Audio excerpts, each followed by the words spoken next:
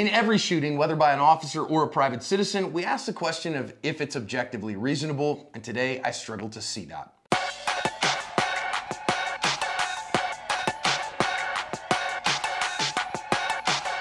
Hi everyone, welcome to today's badge cam lesson here at Active Self Protection. I'm your host, John Correa. And I'm your co-host, Mike Williver. Today's video comes to us from San Antonio, Texas. Magtech is the only pistol or rifle ammo I use on the range, and I recommend them highly. I've seen their manufacturing and quality control firsthand, and it's incredible, which is why it always performs reliably and accurately. They are operating at max capacity and cranking out rounds for you to keep your skills sharp. Pick up some Magtech at your local ammo retailer or get it shipped fast at luckygunner.com. Officers have been called to this apartment complex for a call of a woman who has cut the wires to the fire alarm. First it was fire. They call for some officer backup because cutting the wires of a fire alarm is a felony. Let's listen in on here. We got a bunch of badge cams to watch.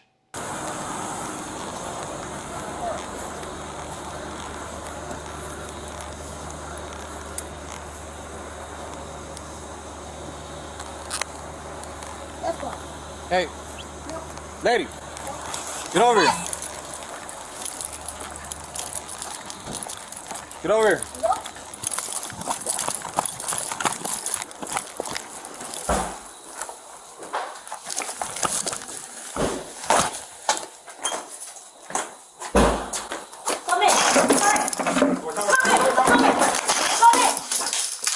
You're gonna get shot! Shoot me! You ain't got no warrant! Door! No! Hey!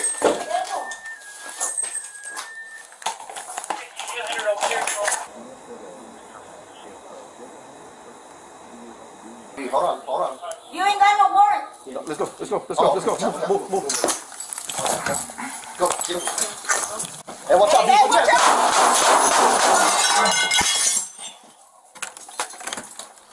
Hey!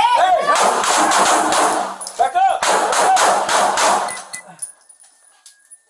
Hold on.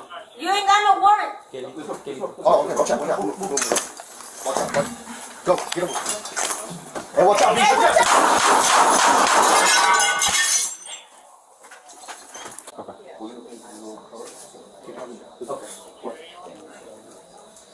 Hey, so if we have all this evidence, Hold on, B. Hold on. You ain't got no warrant! Go,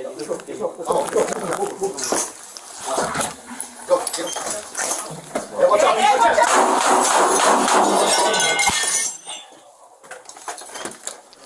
Hey! Back up! Hold on. You ain't got no warrant!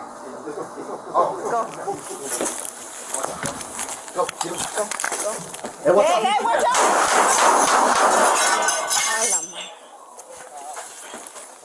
Hey! Back up! The woman, who clearly was having a mental health crisis, died at the scene. One sergeant and two officers, all three of whom discharged their firearms, have all three been charged with murder for this particular incident. Man, I just struggle with this stuff, Mike. And you know, listen, if you are in the ASP Unlimited app and you are a subscriber, first of all, thank you. Second of all, I hope you watch the first watch on this one because there's a lot to learn there too. I mean, clearly, Mike, this is a dog of a call, right? What are you gonna do here? But I really feel like the officer failed to stay ahead of the call. So again, I'm gonna stay way away from her, tell her, you know, hey lady, come here. And because he failed to stay ahead, they were constantly working from behind here. Yeah, absolutely. We did a behind the scenes of this for those who don't know, and it should be live up on the app right now. So if you don't have the app, get the app. And you can see a lot of our reasoning behind this. And one of the things I mentioned in that was, you know, hey lady, get over here, come here, that sort of language isn't ideal, it's suboptimal. Maybe try being a little bit more personable, maybe using a first name, something like that. Again, those soft skills, right? Have you read How to Win Friends and Influence People, for goodness sakes? Have you taken a good de-escalation class? Have you taken a good ability to say, hey, am I doing the right thing in this case? Now, I want to say as well, all the blurring comes from them and not from me. I didn't do any blurring in this video. They're doing that because she died and she wasn't going to be charged with anything, I don't think. So they're treating her as if she's a victim. Now, I love the fact here that, okay, so they jumped the railing into the kind of, you know, outdoor space for a minute. Then they realized That's wrong. Let's back away from this. And I think that's a really good strategy. When you realize you're doing something wrong, stop. Yeah, and I think what that comes down to in a big way here, honestly, is what are we dealing with? We talk about this all the time here in this space. What's important now? Why am I here? What am I doing? What's the crime? And I should be responding proportionally to that crime. Honestly, John, most cops don't have the entire penal code memorized. Fun fact. And if someone said to me, okay, you're going to a call where somebody cut the wires to the firearm, I'm like, well, that's bad. It's clearly some sort of destruction of property at least.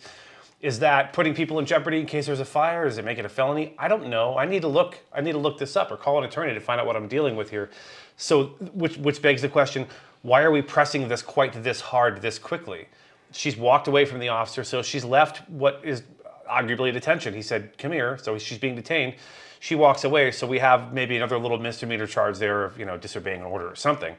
But why are we this gung-ho to get in there? You and I speculated on our behind the scenes, well, maybe these officers have a stack of calls waiting and they want to get through this fast so they can get to the next one. That's never a reason to speed things up, ever, ever, ever. I don't care how many calls you have waiting. So what are we doing? Why are we here, and why are we pressing it this hard? And why are we trying to enter the house is my question. So this is the problem of preclusion, right? And officers, you face this problem as well. Wait a minute. Okay, so yes, the woman did something wrong, but you know where she lives. There's no reason you got to hook her up right now. There's nobody at risk. Nobody's life's at risk. I can go back and talk to her another day. I can get crisis response over here to talk to her. I don't have to necessarily push this action if I think it might endanger me or endanger someone else. And clearly she's non-compass menace. She's running around saying, you don't have a warrant. She's being crazy. Okay, ma'am, guess what? We're going to chill out on this one and we will talk to you again another day. Again, when you push the action, one of the things that we talk about, we're seeing this in law enforcement now. If you create the jeopardy that you then are in, that is a risk of deadly harm to you, you don't get the right to use deadly force to stop jeopardy that you created, and then pushing this kind of did that, Mike. So to be specific about what John means here. So for example, if you run into a house chasing, an armed felon who you're worried is going to shoot someone inside the house, have you put yourself in that position? Yeah, but that's okay because you had a legal reason to do so. You had an exemption to the Fourth Amendment. You had a serious crime, a murder potentially was about to occur. In that case, you put yourself in jeopardy, but we expect you to do that. You're a police officer. In this case, I don't understand the reasoning why they're going this hard. This is a woman who's clearly having some sort of mental issue. Maybe she's off her meds, we don't know. And she did a thing that could potentially be harmful if there's a fire tonight in this building. At the very least, if you have other calls pending, like you said, John, all right, have a good night, we'll be back. Or back off and call for a crisis team, or back off and at least call a supervisor and ask, hey, what do you think we should do here? And listen, the officer here right now is shooting a gun at her. Why? Well, she has a hammer. And you can't see that because it's blurred, but go read the news story. She's got a hammer. Okay. But she's on the other side of a wall. And, well, she could throw it through the open window. She could. Is a thrown hammer likely to a trained police officer to cause them great bodily injury? I think it's potentially, maybe, possible, maybe. But is it currently that the officer who is firing his gun, is it a deadly threat to him? No. No, she's on the other side of a wall. So when we talk about the triad of deadly force, ability, opportunity, and manifested intent, or jeopardy, does she have the ability? Yes. Does she have the manifested intent, or is she putting you at jeopardy? Yes. But does she have the opportunity? No, she's on the other side of a wall. So is there actual deadly threat immediately? Now, she could open the door. Now we've got a different story, but she's not yet. And so I understand why they're charged here, Mike, but I don't know if they're going to get convicted. Yeah, and I'm glad I'm not on that jury. It's just an ugly incident all the way around. I think what's important here, John, is to think out, sort of, it's a cliche, right? To think outside the box, but get out of the normal mindset. Okay, now this is your only problem in the world. Let's solve this problem. The first thing we can do, like I said, is back off. Just get away. If you back off 15 yards, you still have obs on this house. She's not going to go anywhere, assuming this is a crime serious enough to warrant sticking around and pressing the issue, which is what they did. Keep an eye on her, back off, call for a crisis team. Or, in the short term, you've got an open window with now no screen in it. Just dump half a canister of pepper spray inside the house and then back way off and let it do its thing. She's not going to be able to hurt anybody with that hammer anymore. She won't be able to see anything. The usual, the snot ropes, the closed eyes. That would have potentially solved this problem without any harm done to anyone other than temporary effects of OC. Yeah, and again, if you were ahead of this problem, right? So then the second person shoots there. We'll talk about that in a minute. But when you're not ahead of the problem, when you're not thinking ahead, when would we use deadly force here? Should we put ourselves in a position to have to? Then you're thinking ahead of the problem. Here they're responding instead and reacting to what's in front of them rather than proactively solving the problem. I can't tell you enough. Whether you're a cop or a private citizen, run the problem in front of you and get ahead of it, right? This is the thing that we talk about in flying airplanes all the time. Stay ahead of where you are, so then that way you are in a good spot. Now, that's not what's going to happen here. The first sergeant who fires rounds, we're about to see what's going on in his world when that happens. And I got to tell you, this is not a good look, because you see the officer here, see what's going on, and look at his face, look at his body language. He is scared. There's no question about it. He's scared of his gun, but is she a deadly threat to him in that moment? The answer is no, and it looks to me like he is way out of his depth here, Mike. Yeah, I have to concur. And again, I know people are tired of hearing me say it, but I don't have a lot to add to what you just said. I concur with all of it, frankly.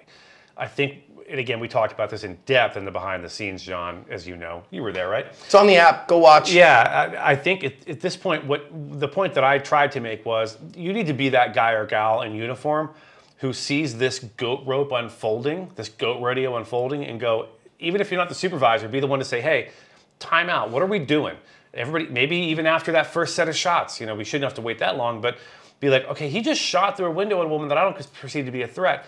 Grab that person by the back of their vest and, hey, let's back up. Let's get out of this a little bit and kind of see it for what it is, because now you're up so close to the problem, and now you feel this pressure because you're on the property. You feel pressure because shots have been fired. I have to get in there. And I want our cops to be aggressive in pursuing crime. This is not a time for that, in my view. And why is this officer here? You just saw this officer draw their gun, so he had his taser out. Instead, he draws his gun and shoots through the wall, literally through the wall. What kind of objective deadly threat is he perceiving here?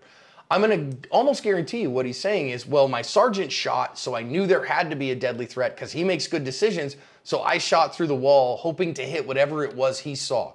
That ain't going to cut it. You're responsible for that, and therefore he's facing murder charges too. Yeah, and I don't want our officers walking around all day terrified of liability and in a state of, where they can't do their job. Of course. Because they're constantly worried. Understand, this is the very bottom line of this video. What you should take from this is, if you do not see a reasonable, objective threat to your or someone else's life or someone else's, risk of great bodily injury, you do not pull the trigger of a firearm in the direction of that thing. You just don't do it. I don't care if 30,000 other people are shooting at that. If you don't perceive that threat, you don't pull the trigger. That's, again, it's the bottom line here, John. I don't like anything about this entire situation. You need to be that guy or gal that says, wait, let's slow our roll. Let's not proceed. Let's back up and consider our options here, because none of the options they employed were particularly appropriate. I think the last thing I want to see here, we see the third officer who ends up ripping a shot through this door as well. And again, for what ends? 2-1 ends here. And also, huge priority of fire problem on this one. I'm going to say, it rises all the way to the level of a Taliban quinceañera. It is as bad as it gets. This is a travesty to the community. This is not okay. These officers have all been terminated. They're all facing murder charges. We need to do better than this to cover our ASP.